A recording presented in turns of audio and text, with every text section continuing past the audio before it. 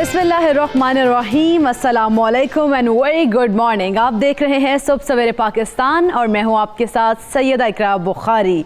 उम्मीद करती हूं आप सब खैरियत से होंगे और आज आप मेरे सेट पे बहुत सारे दिल देख रहे होंगे, तो मैंने सोचा आज आपसे बहुत सी अपने दिल की बातें करूं और फिर आपके दिल की बातें जानूं कि आपके दिल में क्या है और मेरे दिल में जो है वो मैं आपको ज़रूर बताऊँगी। लेकिन आपको बहुत से दिल नज़र आ रहे होंगे, कुछ छोटे हैं, कुछ बड़े हैं, कुछ खाली भी नज़र आ रहे हैं। ये खाली क्यों है और ये छोटा है तो छोटा दिल क्यों है, वो बड़ा है तो बड़ा दिल क्यों है, इन तमाम चीज़ों के पीछे क्या राज है, इन सब से आज हम पर्दा उठाएंगे और ख़ास तौर पर दिल और दिमाग का आपस में क्या ताल्लुक़ है ये हम आपको बताएंगे। और हर चीज़ में जिस तरह से हम कहते हैं हमारा दिल कर रहा है, तो दिल का कितना तासुर है, दिल का कितना जज्बात जो एहसासात हमारे दिल में होते हैं वो किस कदर दूसरे शख्स पर असरअंदाज होते हैं, इन तमाम चीज़ों पर आज हम बात करेंगे। लेकिन आपने क्या करना है, आपने 2 घंटे सुबह सवेरे पाकिस्तान को देखना है और दिल के ऊपर बहुत सारे सेगमेंट्स हैं आज, लेकिन मैं आपको वो नहीं बताऊंगी, कुछ सरप्राइज़ भी रखना है।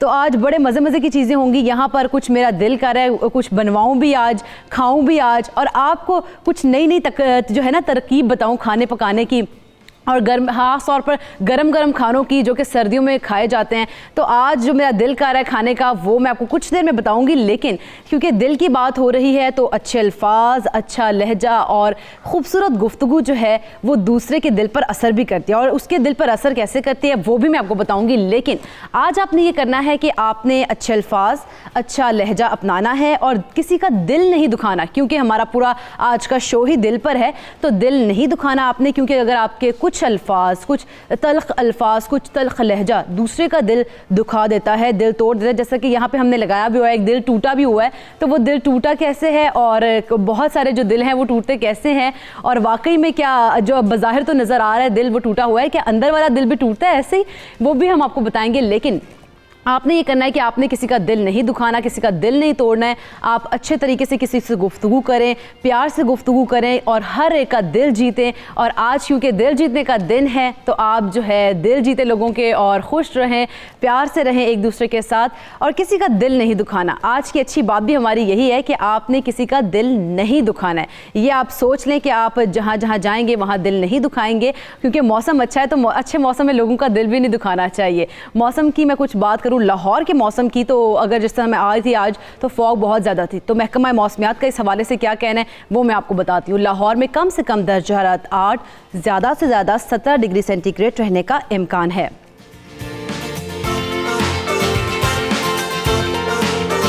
लाहौर का मौसम तो इंतहाई खूबसूरत है। इस्लामाबाद चलते हैं और देखते हैं कि इस्लामाबाद में मौसम कैसा रहेगा। तो महकमा मौसमियात के मुताबिक इस्लामाबाद में कम से कम दर्जा हरारत 4, ज़्यादा से ज़्यादा 20 डिग्री सेंटीग्रेड रहने का इम्कान है। इस्लामाबाद के लोगों का जो दिल है उनका मौसम भी यकीनन अच्छा हो गया इस मौसम को सुनने के बाद। अब आपको लिए चलती हूँ रोशनियों के शहर कराची में और देखते हैं कि कराची का मौसम कैसा रहेगा। कम से कम दर्जा हरारत 16, ज़्यादा से ज़्यादा 26 डिग्री सेंटीग्रेड रहने का इम्कान है। तो रोशनियों के शहर कराची का मौसम भी बड़ा खुशगवार है और यकीनन उसको तमाम जो लोग हैं एंजॉय करेंगे। अब आपको भी लिए चलूँगी पेशावर फूलों के शहर में और देखते हैं कि पेशावर में कम से कम दर्जा हरारत क्या रहेगा। 6, ज़्यादा से ज़्यादा 14 डिग्री सेंटीग्रेड रहने का इम्कान है। पेशावर का मौसम भी इंतहाई खुशगवार है। अब कोयटा चलते हैं और देखते हैं कि कोयटा का मौसम कैसा रहेगा। तो महकमा मौसमियात के मुताबिक कोयटा में कम से कम दर्जा हरारत 1, ज़्यादा से ज़्यादा 12 डिग्री सेंटीग्रेड रहने का इम्कान है। कोयटा का मौसम तो सर्द है। अब आज़ाद कश्मीर चलते हैं और आज़ाद कश्मीर के लोगों के दिल के मौसम आज क्या कह रहे हैं महकमा मौसमियात के मुताबिक वो देखते हैं। तो आज़ाद कश्मीर में कम से कम दर्जा हरारत -3 और ज़्यादा से ज़्यादा 7 डिग्री सेंटीग्रेड रहने का इम्कान है।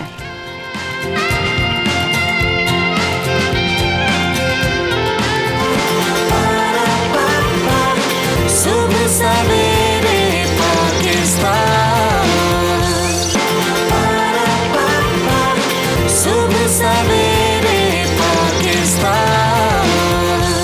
आज कुछ ऐसी खेलों का हम जिक्र करेंगे जहां कभी पाकिस्तान का राज हुआ करता था, लेकिन अब वो खेल ज़वाल पजीर हो गए हैं।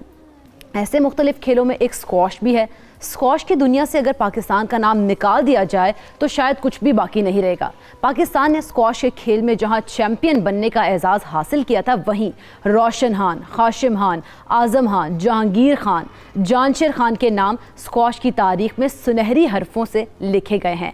तो स्क्वॉश फिटनेस के लिहाज से मुश्किल तरीन खेल समझा जाता है, लेकिन इसके लिए कम ही लोग हैं जो कि इस खेल को की तरफ आते हैं, इसकी तरफ राग़िब होते हैं। लेकिन हम कुछ दिन पहले स्क्वॉश के हवाले से जब बात कर रहे थे, हमारे साथ थे फरहान महबूब, तो उन्होंने हमें बताया था कि उनकी जो टीम है साउथ एशियन गेम्स की तैयारी कर रही है। तो जनाब, अब साउथ एशियन गेम्स में ही स्क्वॉश के मुकाबलों में पाकिस्तानी प्लेयर्स ने अपनी धाक बिठा ली है और वतन वापस आ चुके हैं। उन्हीं में से आज एक प्लेयर हमारे साथ मौजूद है। सुबह सवेरे पाकिस्तान के सेट पर उन्होंने ज्वाइन किया है, तैयब असलम।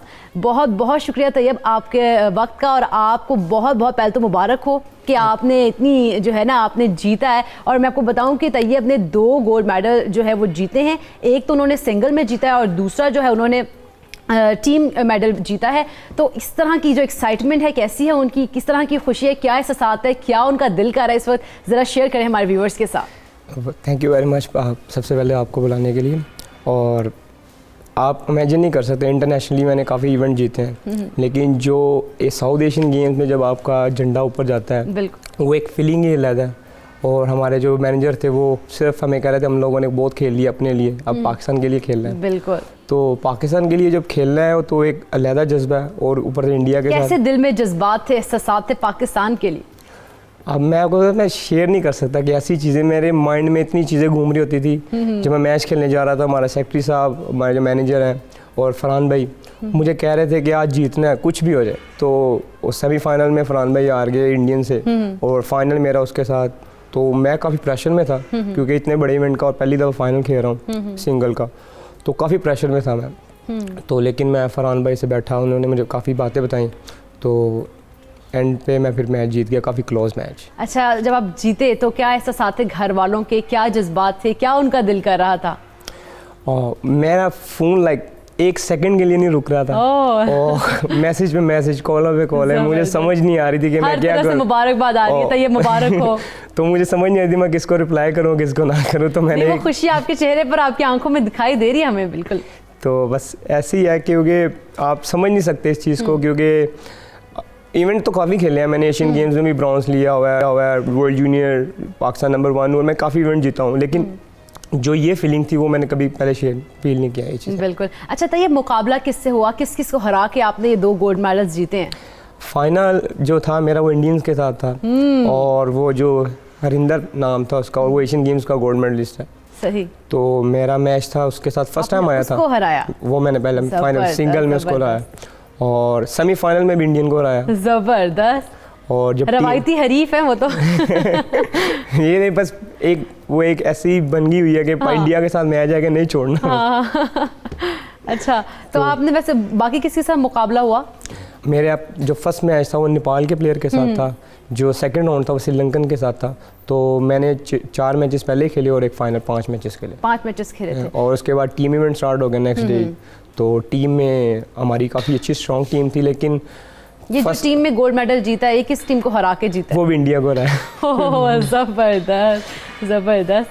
अच्छा, तो वैसे इसके लिए कितनी प्रैक्टिस की थी आप लोगों ने, कि आप लोगों ने साउथ एशियन गेम्स में जाना है और आपने पाकिस्तान का जो झंडा है वो लहरा के आना है, पाकिस्तान का तराना वहाँ बजना चाहिए? मैं काफ़ी अरसे से इस चीज़ पे फोकस था, और मैं बाकी इवेंट भी खेल रहा था, यूएस ओपन में मैं गया हुआ था, लेकिन मैं वहाँ ठहर गया थोड़ी देर के लिए, क्योंकि मैंने साउथ एशियन की ट्रेनिंग करनी थी। तो उधर मेरे दोस्त रहते हैं यूएस में, तो स्क्वाश की one of the toughest squash है, तो स्क्वाश की ट्रेनिंग करना बहुत मुश्किल काम है। आपको मैक्सिमम 4 से 5 घंटे पर डे, तो नॉट ईजी। तो लेकिन आपने करनी है क्योंकि आपका शेड्यूल है, तो हमने की है, तो रिजल्ट भी काफ़ी आपके सामने है। सही। इससे पहले ही वैसे कौन कौन से इवेंट्स हैं जो कि आपने, जहां पर आपने गेम्स खेली हैं और जीता भी है? साउथ एशियन ये तो था ना एक? साउथ एशियन मैंने एशियन गेम्स ब्रॉन्ज लिया हुआ है, एशियन सीनियर और एशियन जूनियर, वर्ल्ड जूनियर में मैं फाइनल खेला हूँ, और 40 से ज़्यादा मैंने नेशनल चैम्पियनशिप जीती हुई है माशाल्लाह। और करंट में पाकिस्तान नंबर 1 हूँ, और जो जैसे प्रोफेशनल टूर्नामेंट होते हैं इंटरनेशनली बाहर, मैंने 7 टूर्नामेंट जीते हैं, जो जैसे लाइक टेनिस में ATP होते हैं हमारे, स्क्वाश के PSA वर्ल्ड टूर्स होते हैं, वो मैंने 7 जीते हैं। तो वैसे आपने तो माशाल्लाह बहुत ज़्यादा आपकी जो है ना फहरिस्त तवील ही है जीतने की। अल्लाह ताला आपको आगे भी कामयाबियाँ दें, आगे भी पाकिस्तान का नाम रोशन करें। फ्यूचर की क्या प्लान्स हैं?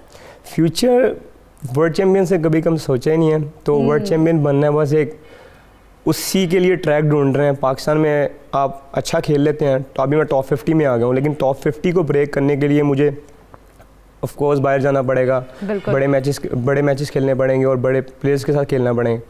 तो अगर मैं उनके साथ खेलूँगा तो मेरी गेम इंप्रूव होगी, तो उसके लिए ज़रा थोड़ा पाकिस्तान गवर्नमेंट को चाहिए कि पाकिस्तान स्क्वाश को स्पॉन्सर वगैरह करे। पाकिस्तान स्क्वाश फेडरेशन खुद करती है, ये नहीं कहूँगा कि नहीं करती, वो करती है, फेडरेशन करती है, लेकिन वो 300-400 प्लेयर खेल रहा है, वो किस किस को करेगी? तो जब पाकिस्तान गवर्नमेंट सपोर्ट ही नहीं करती तो वो ओनली गवर्नमेंट को सपोर्ट करना चाहिए। लेकिन एक क्लिप है अपने व्यूवर्स को दिखाते हैं कि जब पाकिस्तान का तराना बजता है तो कैसी फीलिंग्स होती हैं। तैयब, ये जब तराने की आवाज़ कानों में जाती है, दिल क्या कहता है, जज्बात कैसे होते हैं, किस तरह के एहसासात होते हैं पाकिस्तान का तराना सुनते हुए? मैं जब ये तराना सुन रहा था मैं शौक था, और मैं कहीं और ही गुम हो गया था। सारे मुझे कह रहे तैयब तैयब, मैं गायब था, तो मुझे समझ नहीं आ रही थी, मैं सिर्फ झंडे की तरफ देखी जा रहा था। और खूबसूरत लम्हात मेरी लाइफ के, और उसके बाद तो मुझे और ही शौक पड़ गया कि नहीं, मैंने अब टीम में नहीं छोड़ना किसी को, हर जगह जाके पाकिस्तान का तराना बजवाना है। तो मैंने बस ये फोकस कर लिया कि मैंने टीम में छोड़ना ही नहीं है किसी को। तो जिसके साथ मेरा मैच था इंडिविजुअल में, और इवेंट इंडिविजुअल जो इवेंट था उसमें काफ़ी क्लोज मैच हुआ, लेकिन जब टीम का मैच हुआ तो मेरे में एक ज़्यादा जज्बा था तो मैंने इसको समझ नहीं आने दी क्या हुआ है एकदम। तो मुझे वो बाद में उनका कोच भी कह रहा था आज क्या खा गया आज पाकिस्तान का तराना मैं सुन के आया हूँ, बार सुन के। मेरी वीडियो थी, मैं अक्सर जब ट्रैवल कर रहा होता था, गाड़ी में बैठता था, तो मैं तराना लगा लेता था मेरे गाने में। ज़बरदस्त, ये जज्बा है, ये जोश है जो कि इस तरह के प्लेयर्स को आगे लेके जाता है और गोल्ड मेडल जीत के आता है और पाकिस्तान का नाम रोशन करते हैं। ओलंपिक्स के लिए कुछ सोचा है? Squash not part of Olympic, क्योंकि पर मुझे नहीं समझ। स्क्वाश के अलावा भी कोई गेम्स खेलते हैं? मैंने लास्ट टाइम खेली है कॉमनवेल्थ, तो कॉमनवेल्थ में मेरा इतना अच्छा नहीं रहा, लेकिन टॉप 16 में खेला हूँ, लेकिन मैं वाइड प्लेयर था जो टॉप 16 में पहुँचा हूँ। मैं वर्ल्ड नंबर 22 से आ रहा था, क्योंकि इंग्लैंड भी पार्टिसिपेशन करता है उसमें, और भी न्यूजीलैंड वगैरह, तो उनके जो लड़के हैं वो सारे टॉप 10 में और वर्ल्ड चैंपियंस। तो अगर हमने उनके साथ बीट करना है तो उनके साथ तो ट्रेनिंग करनी पड़ेगी। तो अगर हम उनके साथ ट्रेनिंग करते हैं तो ऑफ कोर्स हम उनको बीट कर सकते हैं। बिल्कुल ऐसे ही। अच्छा, तो ये वैसे बहुत से नौजवान इस टाइम आपको देख रहे हैं, बच्चे भी देख रहे हैं, और उनके जज्बात भी, एहसासात भी आप ही की तरह हो रहे होंगे इस तराने को सुनने के बाद। उनको मैसेज क्या देना चाहेंगे? मैं बस यही कहना चाहूँगा कि सबसे पहले तो पाकिस्तान, फिर आप जो भी करते हैं वो आपकी अपनी लाइफ है, लेकिन सबसे पहले आपने पाकिस्तान के लिए कुछ करना है। अगर आप पाकिस्तान के लिए कुछ कर सकते हैं तो मेरे हिसाब से करना चाहिए। तो स्पोर्ट कोई ना कोई खेलनी चाहिए। पाकिस्तान में ये बहुत बुरी चीज़ है कि कोई स्पोर्ट्स की तरफ आता नहीं है, तो कोई भी स्पोर्ट्स आप अपनी लाइफ में कंटिन्यू करनी चाहिए। ठीक, वैसे लेकिन जिस तरह से जो खोया हुआ मकाम है स्क्वाश का, दोबारा से मिल सकते हैं, आप उम्मीद रखते हैं ऐसे? अगर टैलेंट की बात करें तो पाकिस्तान में इतना ज़बरदस्त टैलेंट है। मैं ऑलमोस्ट 40-50 कंट्रीज़ में खेल चुका हूँ स्क्वाश, लेकिन मैंने पाकिस्तान जैसा टैलेंट पूरी दुनिया में नहीं देखा। लेकिन हमारा जो चीज़ थी कि हमें जो पहले PIA स्पॉन्सर करती थी स्क्वाश को, तो PIA ने काफ़ी जांशेर, जंगीर खान, इनको वर्ल्ड चैम्पियन बनाया। तो अब पाकिस्तान में स्पॉन्सर्स ख़त्म हो गए और प्लेयर्स को ट्रैक नहीं मिल रहा कि राइट ट्रैक क्या है। तो ट्रैक्स नहीं मिल रहे हैं, राइट ट्रैक क्या है, प्लेयर्स को वो थोड़ी दुश्वारी थी, इसीलिए वो फिर वो जो टैलेंट होता है ना वो आगे नहीं आ सकता। तो ये बहुत बहुत शुक्रिया आपको एक बार फिर से 92 न्यूज़ सुबह सवेरे पाकिस्तान और पूरी टीम, बल्कि पूरी कौम जो है ना उसकी तरफ से आपको बहुत बहुत मुबारक हो, आपने पाकिस्तान का नाम रोशन किया है। और नाज़रीन, इसी तरह के प्लेयर्स हैं, इसी तरह के नौजवान हैं, इनको आगे आना है, पाकिस्तान का हर जगह पर, हर लेवल पर पाकिस्तान का नाम रोशन करने, यही है हमारे हीरोज़। और आप भी हो सकते हैं हमारे हीरो अगर आप भी इसी तरह से मेहनत, लगन और कामयाबी के साथ आगे आएंगे और पाकिस्तान का नाम रोशन करेंगे। यहाँ पर लेना एक छोटा सा ब्रेक, लेकिन कहीं मत जाइएगा, अपने दिल थाम के बैठिएगा। बहुत सी मजे की चीजें, बहुत सी इंटरेस्टिंग चीजें आगे हैं, देखते रहिए सुबह सवेरे पाकिस्तान।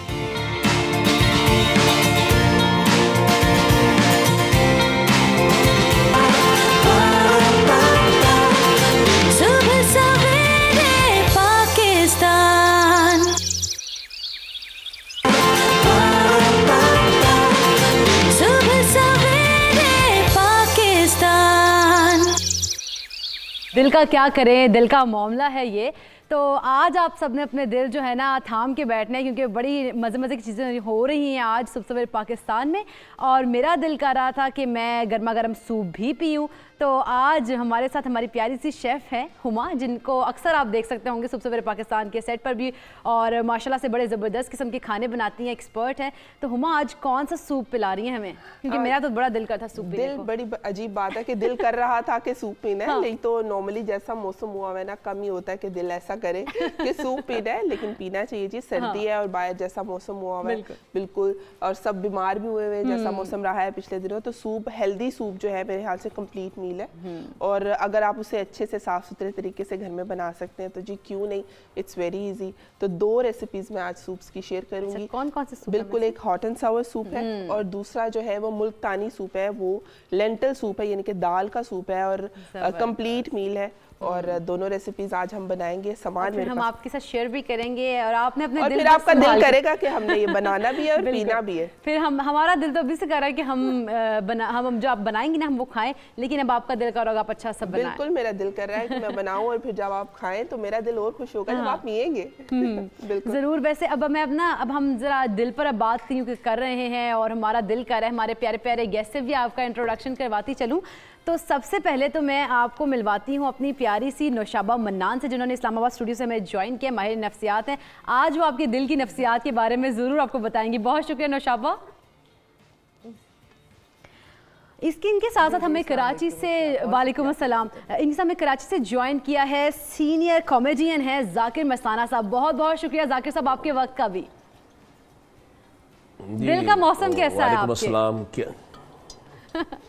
कराची का दिल का कराची का मौसम तो हो गई, मैं बताया अपने पहले भी व्यूअर्स को कि अच्छा है। आपके दिल का मौसम कैसा है? देखिए जी, मेरा दिल तो हमेशा खुश रहता है। दूसरे पहले तो मैं आपकी दिल की बात करूं ना, क्योंकि आप बहुत अच्छी लग रही हैं, आपका प्रोग्राम बड़ा अच्छा है। Thank you so much, thank you so much माशाल्लाह लोग। अच्छा जी, अब बात करते हैं हम दिल की। तो दिल को ना बहुत जगह जो है वो दिल का कोई कसूर नहीं होता, लेकिन हम दिल को कई जगह फिर भी दिल मारा जाता है हर जगह पे ही, है ना। बिल्कुल। अब देखें ना, कोई मैंने खासतौर पर खवातीन को देखा है तो मेरा तो दिल कर रहे से बहुत फट के ना थल्ले सुट दिया। उसमें दिल का क्या कसूर है ना। आपको मैं कई तरह देखता हूँ भाई दिल की। और दिल को हमारे जो शायर है उन्होंने भी माशाल्लाह अच्छा, दिल की अगर कोई जुबान हो ना तो दिल हमसे पूछ ले कि यार ये उसमें मेरा क्या कसूर है? अब देखें मैं दिल तेरे कदमाचू रखे है। बड़े गाने भी दिल पे बने हुए हैं, इस पर हम आगे भी बात करेंगे। लेकिन हमें लाहौर स्टूडियो में ज्वाइन किया है, मशहूर शायर हैं और हम सबके फेवरेट हैं, और हमने उनको अपने सेट पे भी आज दावत दी है। डॉक्टर इशफाक अहमद विर्क साहब, बहुत बहुत शुक्रिया आपको, मेरी पूरी टीम का, और मेरा सलाम कि आप हमारे शो में तशरीफ़ लेकर आए हैं। और हम सब की प्यारी चुलबुली सी डॉक्टर सहर चावला ने भी हमें ज्वाइन कर लिया है। डॉक्टर सहर चावला, आपका बहुत शुक्रिया। आज हमारा दिल का था हम आपको बुलाएं और आज आपको सूप पिलाएं, क्योंकि लास्ट टाइम मैंने आपको फिश खिलाई थी, और किस तरह की फिश थी वो भी आपने बताया था कि बड़े मज़ेदार है, और क्लोजिंग भी आपने बड़ी अच्छी दी थी। अब अच्छी अच्छी बातें करेंगे, दिल की बातें करेंगे। डॉक्टर साहब, वैसे तो जिस तरह शायरी में तो हर चीज़ में ना दिल का मामला होता है, तो दिल इंसानी ज़िंदगी के ऊपर कितना असर करता है? क्या दिमाग का भी साथ साथ कोई रोल होता है कि खाली दिल ही दिल है बस? जी बहुत शुक्रिया। ये मौजू जो है वो मुझे अपने दिल की बात करने के लिए नहीं, दिल पे बात करने के लिए बुलाया है। तो ये तो तयशुदा बात है कि इंसानी जिस्म में 2 अज़ा ऐसे हैं, आँखें और दिल।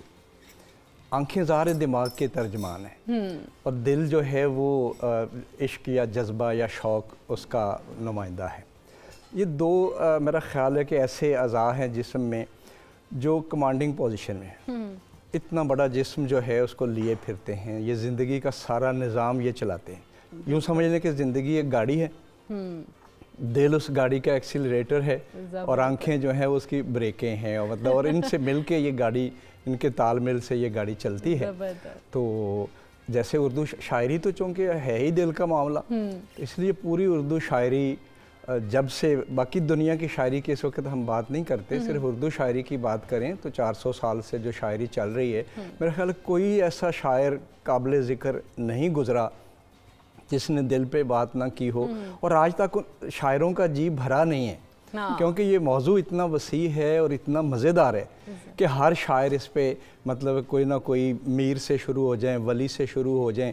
और फिर एक मज़े की बात ये है कि उर्दू शायरी में सिर्फ दिल वाले अशार इकट्ठे कर लेना तो हमें पूरी बरे सगीर की तारीख़ मालूम हो जाती है। ज़बरदस्त। मतलब मीर को देखें तो दिल की वीरानियों का क्या मज़कूर, ये नगर 100 मरतबा लूटा गया है, तो दिल्ली का वो मंजरनामा वो सारा सामने आ जाता है। इसी तरह से दर्द को देखें तो सूफ़ी शायर है और उनको भी देखें, वो भी कहता है कि जो है वो अगर हम अपने दिल के आईने के सामने आके हू करें तो सारी जो कसरत नुमाइयाँ हैं वो ख़त्म हो जाती हैं। तो इसी तरह से एक हदीस में आपको सुना देता हूँ कि उसमें भी ये कहा गया है कि इंसानी जिस्म में गोश्त का एक लोथड़ा है, अगर वो सही है तो पूरा जिस्म सही है, और अगर वो गोश्त का लोथड़ा सही नहीं है तो वो पूरा जिस्म जो है वो परेशान है, बेचैन है, और वो गोश्त का लोथड़ा दिल है। तो इसलिए चले जी, वो गोश्त का जो लोथड़ा है वो दिल है, यानी कि फिर बात जो है ना वो दिल पर ही आ गई है। नौशाबा, फैसला दिल से किया जाए या ये जो दिमाग पड़ा है, मैं आपको दिखा देती हूँ, ये दिमाग से किया जाए। देखिए ज़रा, ये मैं आपको दिखाती हूँ, इतना बड़ा दिमाग है, इससे फैसला किया जाए। जी बिस्मिल्लाहिर्रहमानिर्रहीम, शुक्रिया इकरा आपके मदू करने का, बहुत ही इंटरेस्टिंग टॉपिक है। देखें, जितनी भी वो वाली वजह से बात कर रहे थे, शायरियाँ हुई, और हम हर बात में बेचारे दिल को ना वो इतना ज़्यादा उसके हर चीज़ में कसूर ले आते हैं। देखें, ऐसा है कि जो इमोशंस हैं या जो दिल हैं या जो जज्बात हैं, इसका ताल्लुक ये एक कॉन्सर्ट के अंदर चलते हैं जिसमें दिमाग का अपना रोल है, दिल का अपना है, और बॉडी भी इसके अंदर अपना एक रोल प्ले करती है। तो अगर तो इसकी फिजियोलॉजी समझाएं तो बिल्कुल इमोशंस का जो ताल्लुक है, जज्बात का ताल्लुक है। जैसे आपने कहा अभी प्रोग्राम के स्टार्ट में कि सूप का दिल कर रहा था, क्योंकि मौसम, आप उससे उसकी रीजनिंग करेंगे कि मौसम ठंडा है और इस मौसम में तो ये जो फैसला करना होता है ना, देखिए मैं समझती हूँ कि जैसे डिसीजन मेकिंग है, लीडर्स कौन अच्छे होते हैं, लीडरशिप क्या है, दिल और दिमाग कॉन्टिन्यूस एक जंग में होते हैं, और जो मेरे ख्याल में जीत जाता है उसको फैसला करने की जो सलाहियत होती है, डिसीजन मेकिंग होती है, रैशनल जो आपकी जो सोच है, ये आपको एक्सपीरियंस के साथ आती है। अब मोहब्बत का ताल्लुक भी दिल से जोड़ दिया जाता है, बिल्कुल, कि इसके ऊपर दिल आ गया, और आप देखेंगे कितना ज़्यादा स्ट्रॉन्ग वो एक इमोशन है मोहब्बत का। लेकिन उसकी भी अभी एक चीज़ तो देखें, टाइम के साथ हमें ये समझ लेना चाहिए कि जो ये इमोशंस है, ये जो जज्बात है जिसको हम दिल का नाम लेते हैं, दिमाग का इसमें बिल्कुल रोल प्ले करता है। उसमें देखें कि जब आप मोहब्बत के अंदर होते हैं तो आपके ब्लड में भी एक रिएक्शन होता है, केमिकल, एक सिक्रीशन हो जाती है, ऑक्सीटॉक्सिन। आप you can not help it out. अगर आप कॉन्टिन्यूस एक स्ट्रेस के अंदर है, आपको कोई चीज़ ऐसी जैसे डर है लग रहा है, या खौफ लग रहा है, या परेशानी है, तो आपके खून के अंदर वो स्ट्रेस शामिल हो जाता है, और ये प्ले करती है बॉडी, उसके अंदर पूरा रोल प्ले करती है। तो सिर्फ दिल बेचारे का जो है वो कसूर नहीं होता, रीजनिंग आप करते, फैसला करते आप है उस इन्वायरमेंट के लिए। जैसे सपोज आप जंगल में और अगर आपके सामने शेर आ गया तो एक डरना एक फितरी अमल है, ये अब आप फौरन डिसाइड करते हैं कि आपने भागना है उस सिचुएशन से या आपने उसका मुकाबला करना है। तो ये जो वक्त के साथ इंसान फैसला करने की सलाहियत रखता है। Id, ego and superego. Id, हम पैदाइशी तौर पर खुशी का आंसर तलाश करते हैं हर चीज़ के अंदर, लेकिन जैसे जैसे जो बच्चा है वो हर एक चीज़ में खुशी तलाश करता है, लेकिन जैसे जैसे वो बड़ा होता है और जब उसका ब्रेन डेवलप होता है तो रीजनिंग स्टार्ट हो जाती है और उसकी ईगो डेवलप हो जाती है और लेटर ऑन सुपर ईगो। तो ये सब कुछ एक तरबियत का एक प्रोसेस का हिस्सा है।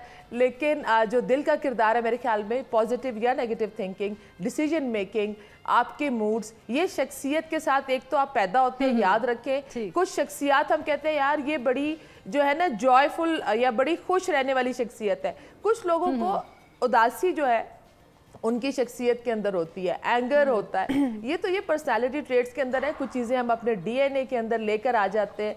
इनहेरिटेंस में तो मैं यही समझती हूँ कि अच्छा रहे, खुश रहे, दिल का भी सुने अपना। You should follow your heart.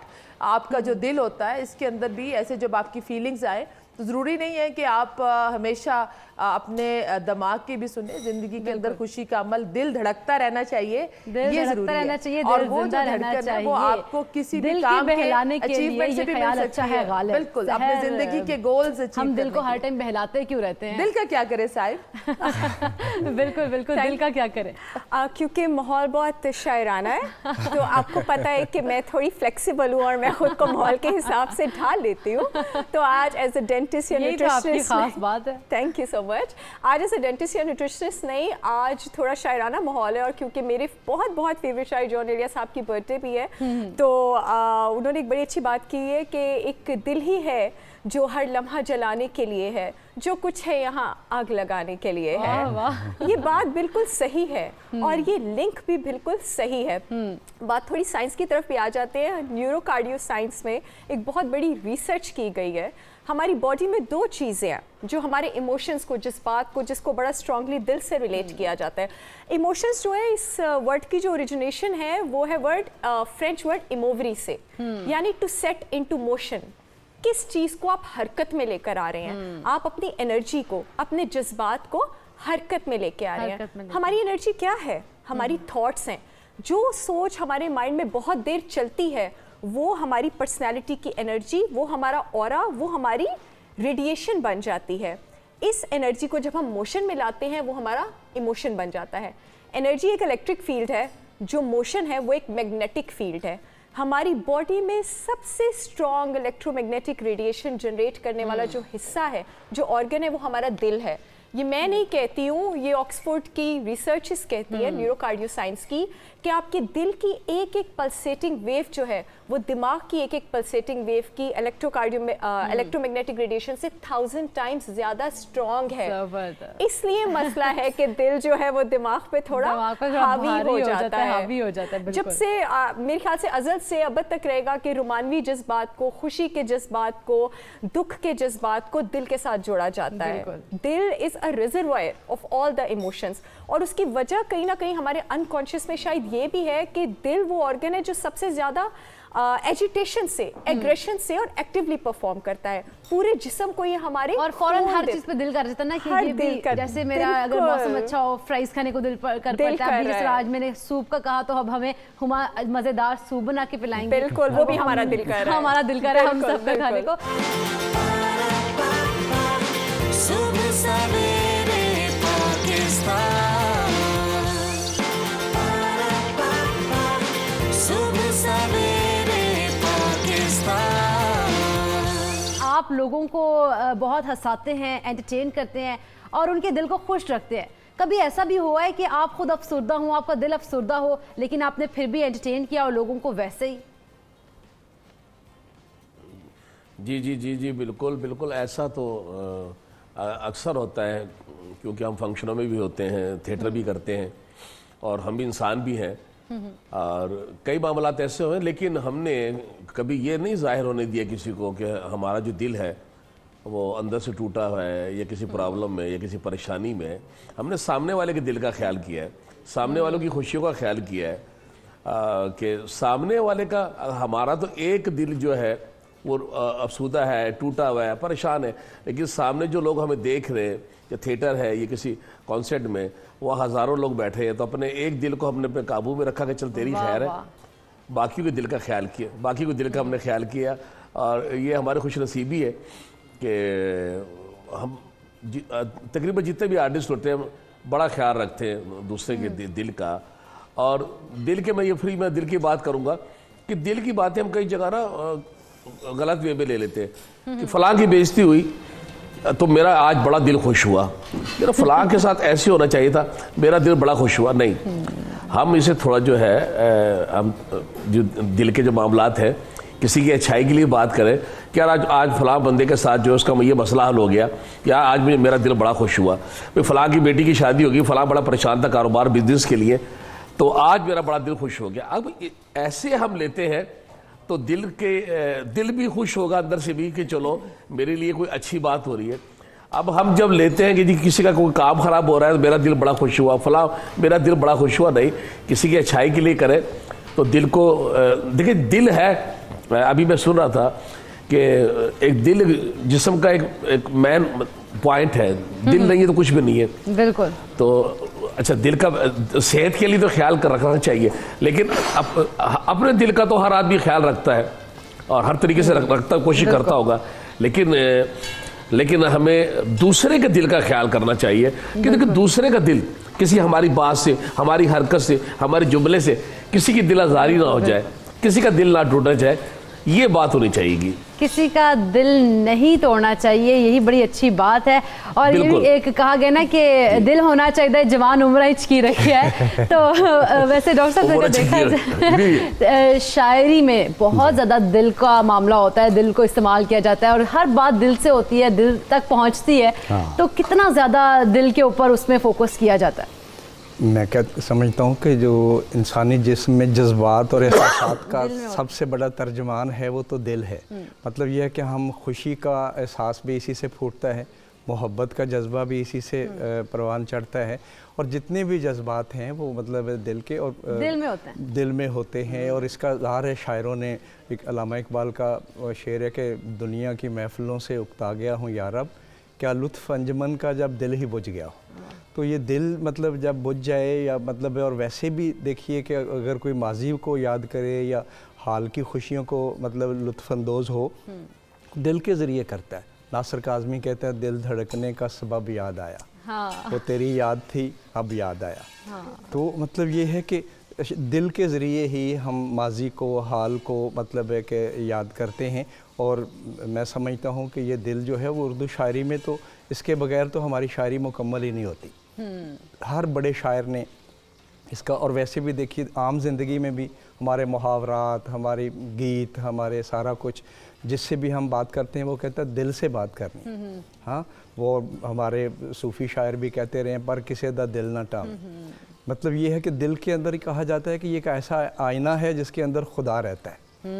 इसलिए इसको नहीं नाराज़ करना चाहिए, इसको धुंधला नहीं करना, नहीं दुखाना चाहिए। हाँ, ये एक मतलब गुनाह है। आज हमने आपसे दिल पर शायरी भी बहुत सुनी है, क्योंकि आपने जो एक नासिर काज़मी भी सुनाया ना, वो भी मुझे बड़ा अच्छा लगा। और भी बड़े मज़े की हमने जो है ना शायरी दिल के ऊपर आपसे सुननी है। लेकिन दिमाग का क्या रोल होता है नुशाबा? क्योंकि कहा जाता है भाई इस फलां इंसान का दिमाग बड़ा चलता है, ये बहुत इंटेलिजेंट है, इसका दिमाग तो पता नहीं कहाँ से लेके आया ये। और एक कुछ होता है ना कि दिमाग खा गए, ये कर गए, वो कर गए। तो दिमाग का, क्योंकि हर चीज़ दिमाग के फैसले दिमाग के ऊपर छोड़ दिए जाते हैं, तो फिर दिल का कहाँ पे लिंक आता है? दिल पहले फैसला करता है या दिमाग फैसला करता है? देखिए, आप सब लोगों शेर सुना रहे हैं, बेशक हम माहिर नफ्सियात हैं। शेर मुझे भी एक बड़ा अच्छा सा दिल से याद आ रहा है। जी जी, मुझे हुआ क्या है, आखिर इस दर्द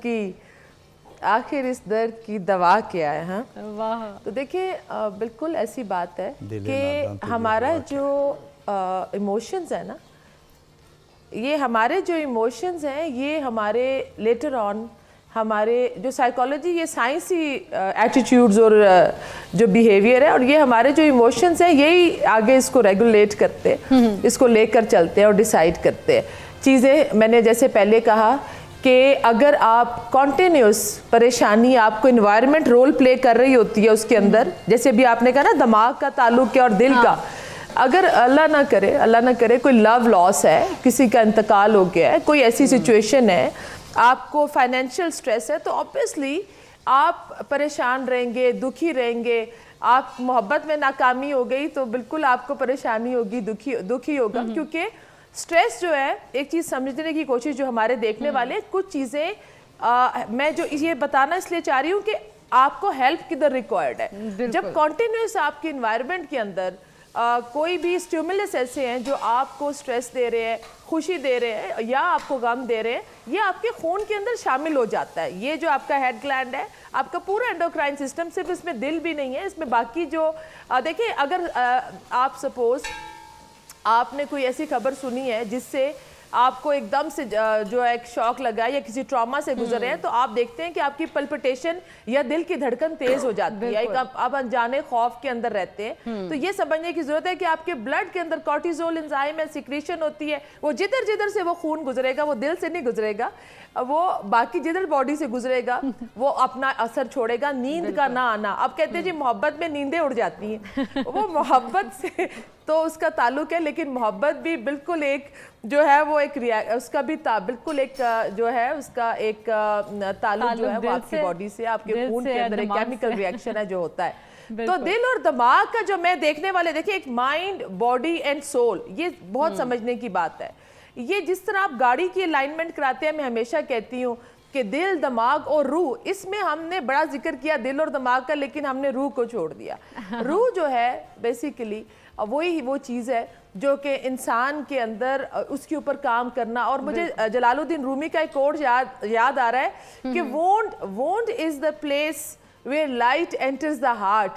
ठीक है, जो ये दिल है ना, इसके ऊपर अगर दुख है या जख्म है या तकलीफ है, ये आपको और ताकत देते हैं, क्योंकि ये आपके दिल को रोशन करते हैं। आप अपने गमों से, अपने दुखों से, अपनी सोच से ही जिंदगी में आगे बढ़ते हैं। और ये ताकत, ये फैसला करने के लिए इधर आपके जीन्स काम आ रहे होते हैं, इधर आपकी तरबियत का अमल दखल नजर आ रहा होता है जब आप फैसला करते हैं। तो दिल और दिमाग और रूह, आप इन तीनों को साथ लेकर चलते हैं। और ये तीनों जो है ना एक साथ चलते तो कोई फैसला इंसान करता है। कॉलर हमारे साथ है, देखिए राव मुबारक आपकी जो स्पिरिचुअलिटी है जी। हेलो, अस्सलाम वालेकुम वालेकुम जी। राव साहब, आज आपका क्या दिल कर रहा है? जी, आप सबको सलाम व आदाब। मैं अल्लाह और अल्लाह के रसूल का एक हुक्म दिल के बारे में आपसे जी जी शेयर करना चाहता हूँ कि एक दफा आप घर से शरीफ ले गए तो बहुत खुश थे। तो हजरत आशा सलामुल्लाह अलैह ने पूछा कि ऐ अल्लाह के महबूब, आप बहुत खुश है आज। तो आपने कहा आशा मांगो, आज क्या मांगती हो? तो हजरत आशा ने कहा कि ऐ अल्लाह के महबूब सल्लल्लाहु अलैहि वसल्लम, अगर आप इजाजत दे तो मैं अपने बाबा जान से मशवरा कराऊं। तो आपने कहा जाओ, मैं मशवरा कर सकती हो। आप अपने घर गई, हजरत अबू बकर सिद्दीक रजी अल्लाह ताला अन्हा से कहा गया, बाबा जान आपके यार गार आज बहुत खुश हैं और मुझे कह रहे हैं कि आशा मांगो, क्या मांगती हो? तो मैंने उनसे इजाजत लेके मैं आपके पास आई हूँ, मैं अपने बाबा जान से मशवरा कर लूँ। तो आप मुझे बताएं कि मैं क्या उनसे मांगू। तो हजरत अबू बकर सिद्दीक रज़ी अल्लाह ताला उन्होंने कहा कि बेटा मेरे यार गार से जाके पूछो कि शब महराज पे जो अल्लाह ताला से खलवत और जलवत में जो बातें हुई थी उनमें से एक बात बता दे। तो आप जाती हैं, तो जाके जब अल्लाह के महबूब सल्लल्लाहु अलैहि वसल्लम से कहती हैं तो आप फरमाते हैं कि मुझे पता था मेरा यार गार कोई ऐसा ही सवाल मुझसे करेगा। सुभान अल्लाह, सुभान अल्लाह, सुभान अल्लाह। जिस तरह से कुरान पाक पे भी डॉक्टर साहब जिक्र किया गया है दिल का, दिमाग की बात इस तरह से नहीं आई। हाँ जी, दिमाग का असल में मैदान थोड़ा सा मुख्तलिफ है। मतलब दिमाग का ज़्यादातर ताल्लुक उलूम से, साइंस से, रिसर्च से मतलब बनता है। अभी मैं आपको आपको मैं इंटरप्ट कर रही हूँ, यहीं से मैं जो है ना आपकी गुफ्तगू से हम दोबारा शुरू करेंगे, लेकिन यहाँ पे लेना एक छोटा सा ब्रेक। मेरा दिल तो नहीं कर रहा, लेकिन यहाँ पे फिर भी लेना एक ब्रेक। कहीं मत जाइएगा, देखते रहिए सुबह सवेरे पाकिस्तान।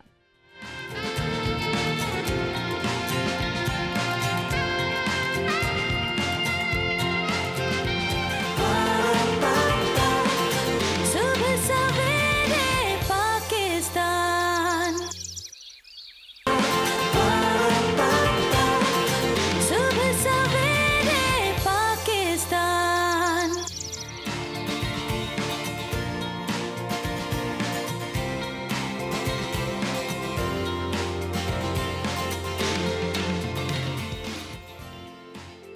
Welcome back. और हमारा क्योंकि दिल का था सूप पीने को, हम जल्दी जल्दी से सूप बनवा लिया है। हुमा ने हमारे लिए इतना अच्छा सूप बनाया है।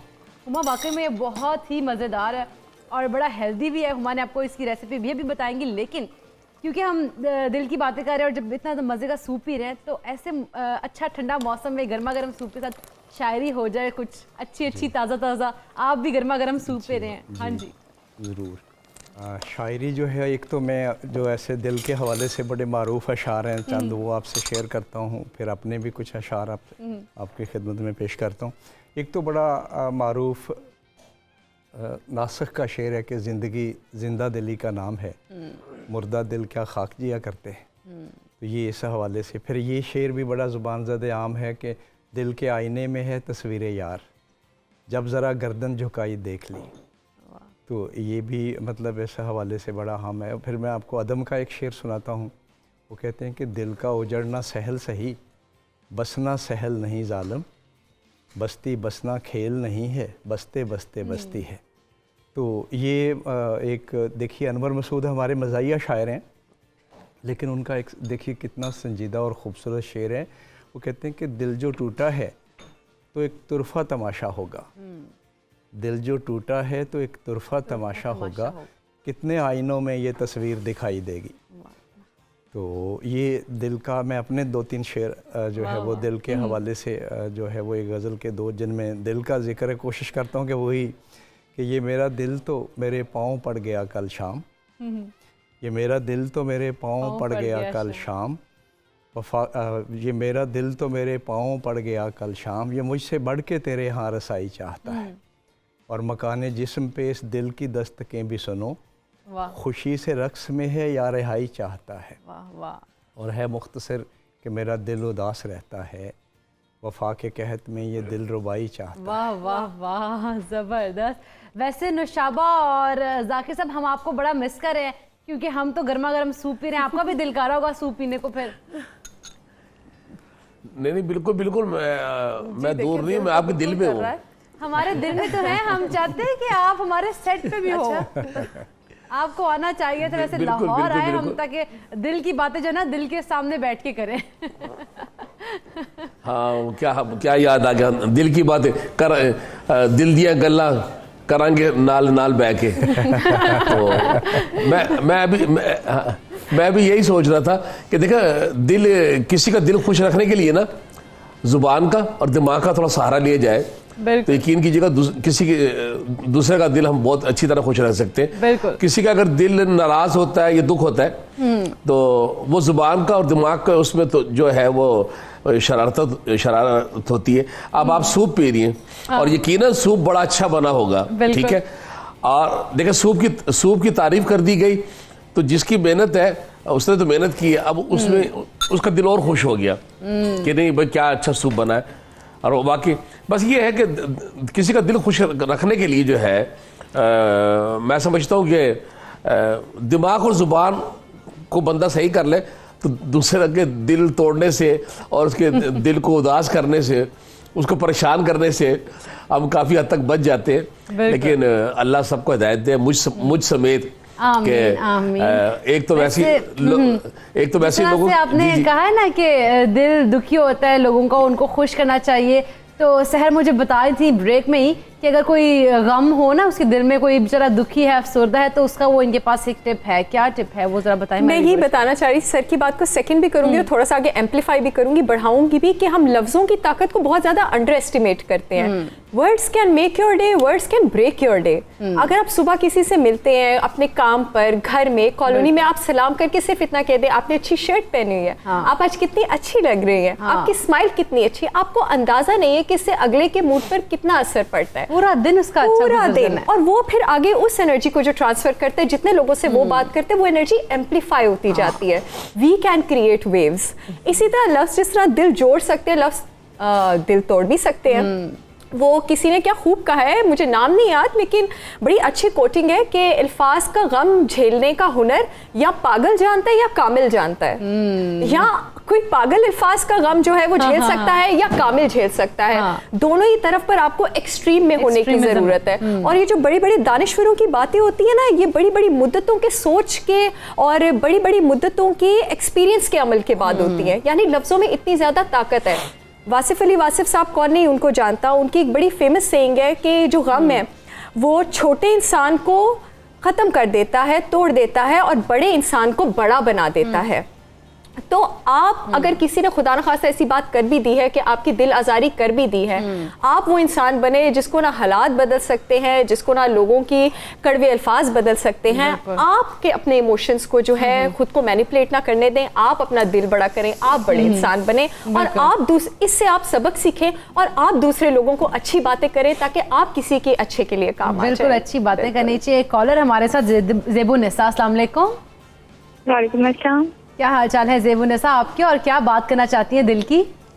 ठीक हूँ मैं, और मैं यही पूछना चाहती हूँ कि हमें अपने दिल की सुननी चाहिए या फिर हमें अपने दिमाग की सुननी चाहिए? अच्छा जी, दिल की सुननी चाहिए या दिमाग की सुननी चाहिए? नशाबा आप बड़ा हंस रही हैं, बताइएगा दिल की सुने या दिमाग की?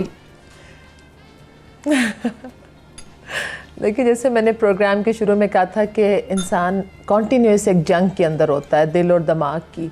और फैसला करता है। अब देखिए सपोज जैसे अभी इस बच्ची ने एक सवाल किया कि अगर आपने ज़िंदगी में अपनी ज़िंदगी के बारे में एक डिसीजन लेना है और आपका उस वक्त जो इमोशंस है वो डोमिनेट कर देते हैं, जब भी आप फैसला करें, जब भी आप डिसीजन लें, दिल और दिमाग के लिए आप मूड ज़रूर देखें। या तो बहुत ज़्यादा खुशी में कोई फैसला ना करें और या बहुत ज़्यादा गुस्से की हालत में या दुख की हालत में, क्योंकि आपके इमोशंस उस वक्त आपको कंट्रोल कर लेते हैं और वो जो फैसला करने की सलाहियत है वो आपकी उस वक्त जो है वो उस वक्त आप फौरी तौर पर सिर्फ उस चीज़ को या उस गोल को हासिल करना चाह रहे होते हैं। सपोज़ जैसे हम अपनी ज़िंदगी का डिसीजन लेते हैं, शादी का डिसीजन है, उसमें अगर आपको पता भी है कि जो सामने वाला शख्स है उसके अंदर कुछ ऐसी इखलाकी कमियां हैं जो कि शायद अगली ज़िंदगी में आपको उनका नुकसान हो, मगर क्योंकि उस वक्त दिल और जज्बात इतने डोमिनेट कर जाते हैं आपके ऊपर, इमोशंस, कि आप लॉन्ग टर्म नहीं सोचते और शॉर्ट टर्म गोल हासिल करने के लिए, उस खुशी को हासिल करने के लिए आप अपना फैसला कर लेते हैं। तो ऐसी हालत में मैं ये ज़रूर कहूँगी कि दिल और दिमाग को दोनों को साथ साथ लेके चलें। अगर आपको ऐसे उस वक्त है तो आप 1-2 दिन का पॉज ज़रूर लें, फौरी तौर पर कोई फैसला करना, चाहे वो अच्छा फैसला है, चाहे वो खुशी की हालत है या कोई दुख की हालत है। कि देखिए कितने इंसिडेंट हो जाते हैं, लोग गुस्से में अल्लाह ना करे एक दूसरे को मार पीट तक या अब्यूसिव हो जाते हैं, क्योंकि उस वक्त वो रिस्पॉन्ड करते हैं उनके जो इमोशंस है। तो ये जो सलाहियत है ये ट्रेनिंग होती है आपकी कि जो तहम्मुल मिजाजी है मिजाज के अंदर, वो यही है कि जैसे मैंने अभी कहा था कि रूह का इस्तेमाल ज़रूर करें। आपकी जो फोकसिंग है ये प्रैक्टिस जो है ये आपको बहुत अच्छी बात है, हमें बताया जाता है मेडिटेशन करें, फोकस करें, योगा करें, लेकिन मैं कहती हूँ कि नमाज जो है जिसके अंदर आप जो खुशू और खुजू के साथ आप करते हैं, जो आपकी कंसंट्रेशन को, जो आपकी फोकसिंग को ज़िंदगी के अंदर, आपकी तहम्मुल मिजाजी को वो पैदा करती है। तो इसीलिए अपनी रूह के ऊपर ज़रूर काम करें ताकि जब आप फैसला करें दिल दिमाग और रूह के साथ करें। And be the soul of the place where you belong. आप दिल ना दें, आप अपनी रूह दे दें। वाह भाई, और वो बड़ी तब होगा खूबसूरत बात कि है, जिस दिल वक्त नहीं, आपके रूह दे अंदर दे। वो और फैसला जो है इन decision आ तीनों जाए। चीज़ों को ना आगे ऐसा ही। सामने रखते हुए फैसला करना चाहिए। नौशबा बड़ी खूबसूरत बात की है, लेकिन इसी खूबसूरत बात के साथ मैं जाऊंगी हुमा के पास और रेसिपी पूछनी, क्योंकि ये मुझे बड़ा पसंद आ गया सूप। हुमा, ये जो आपने हमें अभी सूप पिलाया है ये कौन सा आप जो बना रही हैं वो कौन सा, उनकी रेसिपी ज़रा हमारे व्यूवर्स के साथ करें, क्योंकि उनका भी दिल करेगा इसके बाद कि वो भी बनाए घर में और खाएं। और यकीनन खवातीन का भी दिल करेगा कि वो हम इसको बना पिएं। लें ताकि सबका दिल बाग बाग हो। हाँ, सबका दिल बाग बाग हो जाए, पूरी फैमिली उनसे खुश हो जाए। अच्छा, एक तो हॉट एंड सावर सूप है, दूसरा Multani soup. Hot and sour soup तो नॉर्मली हमारे यहाँ मिलता ही है, लेकिन मुल्तानी सूप मेरा बहुत फेवरेट है, क्योंकि एक तो ये सब कॉन्टिनेंट का जो है फेवरेट सूप है। दाल के साथ बनता है जी, जो पिंक कलर की दाल है, मसूर की दाल, उसके साथ आपने बनाना है। मैंने 1 कप के करीब मसूर की दाल ली थी, उसको भिगो लिया था। उसके साथ चीज़ें इसके अंदर ज़रा इसके इंग्रेडिएंट्स थोड़े से ज़्यादा हैं, लेकिन सारे इंग्रेडिएंट्स वो हैं जो आपके किचन में अवेलेबल होते हैं। सबसे पहले ऑयल के अंदर जो है मैंने रफ़ काट के अनियन हाफ ऐड की थी, उसके साथ 3 से 4 जवे जो है लहसुन के वो भी चॉप करके, और अदरक की एक छोटा टुकड़ा वो भी रफ़ चॉप करके मैंने उसको लाइट सा ब्राउन कर लिया था। ब्राउन करने के बाद ग्रीन एप्पल लेना है आपने, हाफ ग्रीन एप्पल लेके उसको मैंने काट के उसको भी उस ऑयल के अंदर ऐड कर दिया था। साथ में जो साबुत गरम मसाले हैं आपके जी वो आपने ऐड करने, थोड़ा सा उसको भूनना है। जब थोड़ा सा एप्पल की खुशबू और गरम मसाले की खुशबू, वो जो खुशबू हमें आ रही थी ना, जिससे दिल कर रहा था कि हम कुछ देखेंगे क्या बन रहा है किचन में, तो बिल्कुल जब सौते होगा उसके अंदर ऑयल के अंदर गरम मसालों के साथ एप्पल, तो बड़ा मजे का अरोमा उसका आता है। वो हमें खुशबू भी यहाँ पे आई ना, इसलिए मैं इधर भागी भागी आ गया आपके पास। बिल्कुल। उसके बाद आपने जो दाल भिगो के रखी हुई है, अगर आप स्टॉक बना के रख सकते हैं ऑलरेडी से तो वो, अदरवाइज आप इसमें बोन्स ऐड कर सकते हैं। बोन्स को साथ में थोड़ा सा भूनने के बाद आपने जो दाल है उसको ऐड करना है, अच्छे से उसको जो है कुक कर लेना है बिल्कुल। उसके बाद आप उसके अंदर स्टॉक ऐड कीजिए।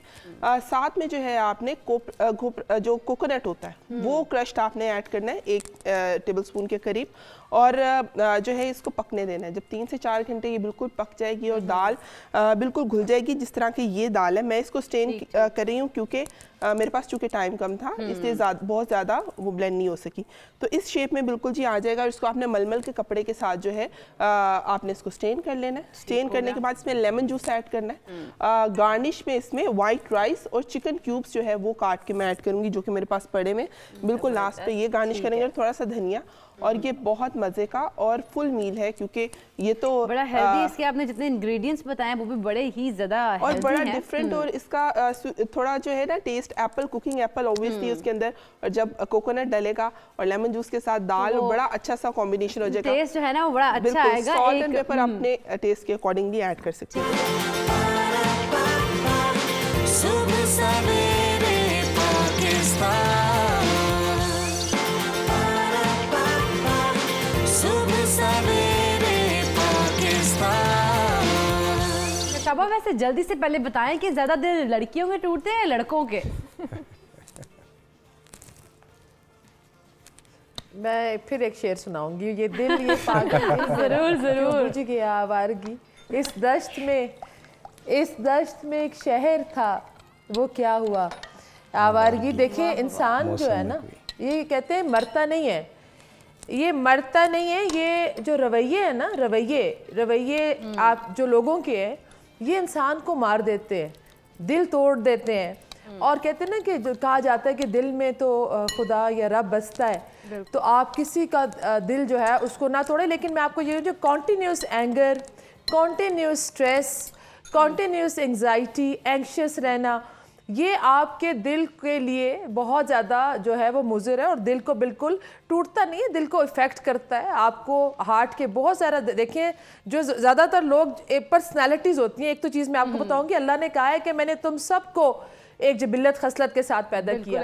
हम कुछ पर्सनैलिटी ट्रेड्स अपनी थर्ड जनरेशन में ट्रांसफर कर देते हैं कि ये दादा पर गया, ये दादी पे, उसमें गुस्सा है, उसके अंदर ये जो अग्रेशन जिसको मैं भी कह रही हूँ, इसमें जो रवैये है ना आपके, ये भी आप आगे ट्रांसफर कर देते हैं। तो जब आप, और ये जो आपकी एनवायरनमेंट है वो उसमें रोल प्ले कर रही होती है, तो ये आप एनवायरनमेंट जो है वो रोल प्ले करती है, और जो माहौल है ना वो आपके ऊपर बड़ा असर कर रहा है, क्योंकि आपका जो मिजाज है वो बड़ा शायराना हुआ है। आपने आज बड़े शेर सुनाए हैं। मुझे लास्ट बात नौशाबा, आपने कहा किसी का दिल नहीं तोड़ना चाहिए, तो आपसे मैं एक रिक्वेस्ट करूंगी, आप भी मेरा दिल नहीं तोड़ेंगे, प्रॉमिस करें पहले तो। एक बात करनी है ना, दिल तो नहीं तोड़ेंगी? जी प्लीज। अच्छा, अब हमें अच्छा सा गाना सुनाए, क्योंकि आपकी आवाज बहुत अच्छी है, मैंने ये सुना है। देखिए अब इधर मेरा दिमाग काम कर रहा है। नहीं मेरा दिल बिल्कुल ऐसे ही है, इससे मुझे गाना सुना दें। अरे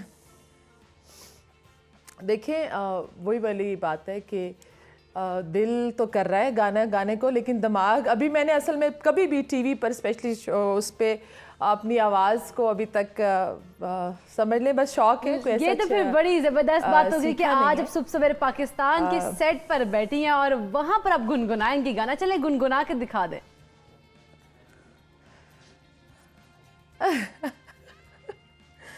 अच्छा, दिमाग कह रहा है रहने तो, दिल कह रहा है गा दो। अच्छा, तो फिर अब ये डिसीजन लेना है। अच्छा, ए दिले नादा, ठीक है? ए दिले नादा, ए दिले नादा, आरज़ू क्या है, जुस्तजू क्या है। ये मैंने आपका वाह भाई वाह, बहुत जबरदस्त। Thank you so much Naushaba, आपने मेरा दिल वाकई जो टूट रहा था ना वो आपने जोड़ दिया और बाग कर दिया, मेरा दिल खुश कर दिया। बहुत ही खूबसूरत आवाज़ आपकी, वाकई जो मैंने सुना था वो आज मैंने खुद अपने कानों से सुन ली है कि आपकी जो दिल है ना वो बहुत ही खूबसूरत है, जिसमें आवाज़ आपकी बड़ी खूबसूरत है। आपने अच्छा गाना सुना है। अब मेरा दिल कर रहा है मैं आपसे भी कुछ सुनूं, आप भी हमें कोई अच्छी शायरी सुना दें। अभी दिल के हवाले से बड़ी बातें हो रही हैं और बताया जा रहा है उसका मेडिकली नफ्सियाती पहलू। तो देखिए हमारे शायर जो आज से कुछ 200-300 साल पहले गुजरे हुए वो इस पहलू से वाकिफ़ नहीं थे, लेकिन उन्होंने ऐसी शायरी की है। सौदा कहते हैं कि दिल के टुकड़ों को बगल बीच लिए फिरता हूँ, कुछ इलाज इसका भी है चारा गरां है कि नहीं। और मीरा नीस ने बड़ी खूबसूरत नसीहत की है कि ख्याल खातिर अहबाब चाहिए हरदम, अनीस ठेस ना लग जाए आप गिनों को। वाह। और शाहीन अब्बास का एक शेर सुनाता हूँ कि हमें वो कहते हैं ना सबको खुश करना चाहिए। अगर दूसरे के लिए एक अच्छी बात कर देते हैं, दूसरे को अगर दिल की बात बता देते हैं तो उसका दिन अच्छा हो जाता है। वो कहते हैं कि दिल से दिल तक उसी खुशबू का अमल जारी है, दिल से दिल तक उसी खुशबू का अमल जारी है, दिल से दिल तक जो इलाका है वो सारा उसका। वाह वाह वाह। और अपने 2 शेरों से मैं इस बात को मुकम्मल करता हूँ कि दिल वालों की बात अलग है, जैसे दिन से रात अलग है, हर मौसम का अपना रंग है, लेकिन ये बरसात अलग है। वाह भाई, इसी बात पे इसी खूबसूरत शायराना अंदाज के साथ आप तमाम मेहमानों का बहुत बहुत शुक्रिया। जाकिर भाई आपका कि आपने कराची से ज्वाइन किया, नुशाबा आपका क्योंकि आज आपने मेरा दिल बहुत बाग बाग किया, आपने गाना सुनाया, बहुत शुक्रिया आपका भी। और आपका भी बहुत शुक्रिया डॉक्टर साहब, और सहर आपका भी शुक्रिया। लेकिन आपने भी मेरा दिल आज बाग बाग करना है, आपने भी जाते थे कुछ सुना के जाना है। गाना ही सुना दूँ? सुना दे, गाना सुना दे। आपकी नजरों ने समझा प्यार के काबिल मुझे, दिल की ये धड़कन ठहर जा, मिल गई मंजिल मुझे। This for you and for Turkey. Thank you so much सहर, आपने वाकई हमारा दिल बाग बाग कर दिया है। ये हमारे गेस्ट जिनको आपने वैसे तो बड़े सीरियस जो हमारे टॉपिक्स होते हैं उन पर बातचीत करते देखा होगा, लेकिन दिल की जब बात आई है तो इन सब के दिलों में बहुत सारी ऐसी चीज़ें थी कि जो कि हमने आपके साथ शेयर किया। हुमा आपका भी बहुत शुक्रिया कि आपने हम सबका दिल बाग बाग किया। आप भी हमें कोई गाना सुनाएंगी? मैं बिल्कुल मैंने अपना हिस्सा डाल दिया ना, दिल खुश करके सूप पिला के, बस ये हार्ट एंड सूप सोल पिला को दिया हमें हुमा ने। हुमा का बहुत बहुत शुक्रिया। और अब तमाम मौजूद मानों का एक बार फिर से बहुत शुक्रिया कि आज आपने हमारे दिल की बातें जो हैं वो सुनी और हमसे अपने दिल की बातें की हैं, क्योंकि दिल की बातें हो रही है तो मैंने आपको पहले भी कहा है फ़ोन उठाएं, कॉल मिलाएं और अपने दिल की बात हमसे शेयर कीजिए। अभी हमारे पास और भी बहुत सारी चीज़ें, लेकिन यहाँ पे लेंगे छोटा सा ब्रेक। कहीं मत जाइएगा, देखते रहिए सुबह सवेरे पाकिस्तान।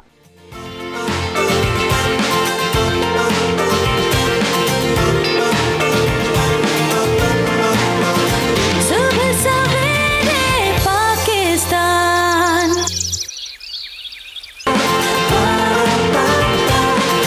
सुबह सवेरे पाकिस्तान। व्यूअर्स, दिल के अमराज की वजह क्या होती है और ऐसी कौन से अलामात होती हैं जिससे मालूम होना चाहिए? और हो सकता है कि आपको दिल का मसला है, आपके कोई हार्ट डिजीज़ है, कि इंसान दिल के मसले से दो चार है। इस किस्म के मसाइल किस तरह से बनते हैं, किस तरह से आपको हार्ट की जो तकलीफ़ है वो होती है और इसकी निशानियाँ कौन कौन सी हैं, इन तमाम चीज़ों पर आज हम तफसीलन बात करेंगे। और अपने गेस्ट से आपका इंट्रोडक्शन करवाती चलूँ तो लाहौर में हमें ज्वाइन किया है डॉक्टर जुनैद ज़फ़र, माहिर अमराज़ क़ल्ब। मैं बहुत शुक्रिया डॉक्टर साहब आपके कीमती वक्त का कि आपने अपना कीमती वक्त हमारे लिए निकाला है, हमारे व्यूवर्स के लिए निकाला है। कराची से हमें ज्वाइन किया है हम सबकी और आप सबकी फेवरेट बल्कीस आपा ने। बहुत शुक्रिया बल्कीस आपा आपके वक्त का भी। बहुत शुक्रिया आपके बुलाने का। डॉक्टर साहब, गुफ्तगू का आगाज़ आपसे करूंगी क्योंकि पाकिस्तान की अगर बात की जाए तो बहुत ज़्यादा हार्ट पेशेंट्स हम देख रहे हैं, इतनी ज़्यादा तादाद देख रहे हैं, इसकी वजह क्या है? बहुत शुक्रिया। अस्सलाम वालेकुम व्यूअर्स, इकराम का बहुत शुक्रिया, आपने मुझे इनवाइट किया। देखें, कुछ फैक्टर्स तो ऐसे हैं जो दिल की बीमारियों से जो एक ग्लोबल एलिमेंट हैं जो कि कंट्रीब्यूट कर रहे हैं दिल की डे टू डे जो हम देख रहे हैं कि बढ़ते हुए और वर्सन करते हुए स्टैटिस्टिक्स हैं। कुछ तो ग्लोबल फैक्टर्स हैं, कुछ हमारी पॉपुलेशन से रिलेटेड टिपिकल फैक्टर्स हैं जो कि ख़ास तौर पर हमारी पॉपुलेशन में हम देख रहे हैं।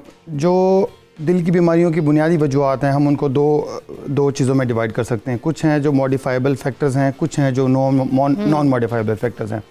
नॉन मॉडिफाइबल रिस्क फैक्टर्स ये हैं कि जैसे मेल्स हैं, मेल्स में जेनेटिकली रिस्क ज़्यादा है। अगर किसी की फैमिली हिस्ट्री चलती आ रही है, स्ट्रॉन्ग फैमिली हिस्ट्री है, उसमें हार्ट अटैक्स की, दिल की बीमारियां हैं, तो ये नॉन मॉडिफाइबल रिस्क फैक्टर है। आप में भी जेनेटिकली वो रिस्क ज़्यादा होगा। जो मॉडिफाइबल रिस्क फैक्टर्स है उसमें बहुत सारी चीज़ें ऐसी हैं जो हम एक्वायर करते हैं हमारी बैड हैबिट्स की वजह से या हमारी एजिंग के साथ जो रिलेटेड हैं, ये हम एक्वायर करते हैं। फॉर एग्जांपल डायबिटीज़ है, ब्लड प्रेशर्स हैं, हाई ब्लड प्रेशर्स हैं, स्मोकिंग बहुत बड़ा रिस्क फैक्टर है, फिज़िकल इनएक्टिविटी है, ये जो बढ़ते हुए स्ट्रेस लेवल्स हैं, साइकोलॉजिकल फैक्टर्स हैं, ये सब मॉडिफाइबल रिस्क फैक्टर्स हैं। हमारी जो डाइटरी हैबिट्स हैं ये भी मॉडिफाइबल रिस्क फैक्टर है। ये वो चीज़ें हैं जो हम मॉडिफाई कर सकते हैं और ये सब की सब हार्ट डिजीज़ में कंट्रीब्यूट कर रही हैं।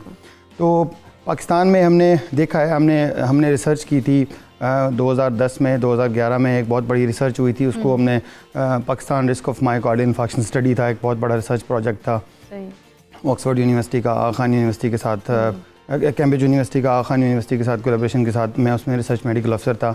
तो उसमें हमने देखा था कि हमारी पॉपुलेशन में कुछ स्पेसिफिक कुछ जेनेटिक एलिमेंट्स ऐसे हैं जो कि स्पेशली इंडो पाक में हम ज़्यादा देख रहे हैं और वो हमारी डिजीज़ वो हम लोगों में हार्ट डिजीज़ में ज़्यादा कंट्रीब्यूट कर रहे हैं।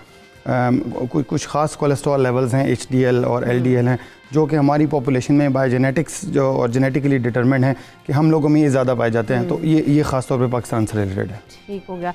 बल्कि सपा वैसे अगर हम आज तुम बात ही हमारा जो प्रोग्राम है हमने दिल पर ही डिज़ाइन किया है, हम दिल की बातें कर रहे हैं, लेकिन आखिर जो तकलीफ़ें होती हैं, जो अमराज होते हैं, अमराज कल्ब की अगर हम बात करें तो ऐसे कौन कौन से अमराज हैं जिनका जो इलाज है वो हर्बल में भी है हमारे पास?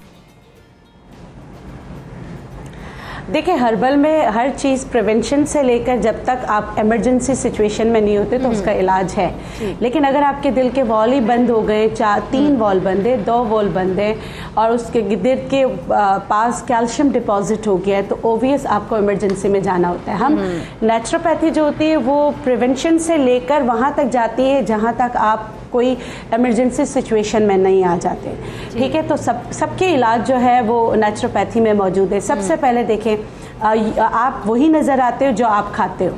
ठीक है, आपकी ग़िज़ा, आपका जिगर, जो आपका जो केमिकल लेबॉरेटरी है उस पे आपने कितना बोझ डाला हुआ है।